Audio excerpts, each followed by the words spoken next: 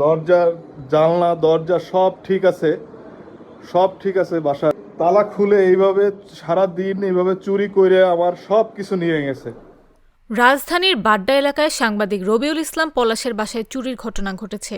এ ঘটনায় পুলিশ এখন পর্যন্ত কাউকে শনাক্ত এবং গ্রেফতার করতে পারেনি। পুলিশের দাবি, এ ঘটনায় তদন্ত চলছে এবং চোরদের শনাক্ত করে আইনের আওতায় আনা হবে। ভুক্তভোগী সাংবাদিক রবিউল ইসলাম পলাশ জানান, রোববার সকাল 10:45 বাসা থেকে অফিসের উদ্দেশ্যে বের হই। রাত 8টার দিকে অফিস শেষ করে 9:45 বাসায় আসি। বাসার দরজার তালা খুলে দেখি রুমের ভেতরের সব জিনিসপত্র এলোমেলোভাবে পড়ে আছে।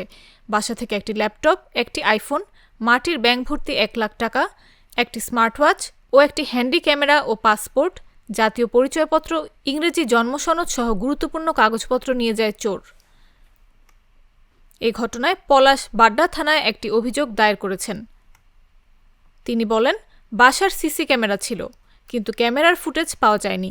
13 এপ্রিল বাসায় চুরি হয়েছে, সেদিনের ফুটেজ নেই, কিন্তু 14 এপ্রিল থেকে ফুটেজ রয়েছে। এ বিষয়ে জানতে চাইলে বাড্ডা থানার ভারপ্রাপ্ত কর্মকর্তা মোহাম্মদ সাইফুল ইসলাম জানান, তারা তদন্ত করছেন, কিন্তু এখন পর্যন্ত চোর শনাক্ত করা যায়নি। রবিউল ইসলাম পলাশ বর্তমানে জাগো নিউজ 24-এ সাংবাদিক হিসেবে কর্মরত। সব ওলটপালট অবস্থা, চুরি করে সব নিয়ে গেছে, সব নিয়ে গেছে। কালার এক্সপার্ট, জর্জ স্যাপ এবং মাইল্ড অন হ্যান্ডস টেকনোলজি সমৃদ্ধ অরিক্স ক্রিস্টাল ওয়াশ আপনার লন্ড্রি এক্সপার্ট।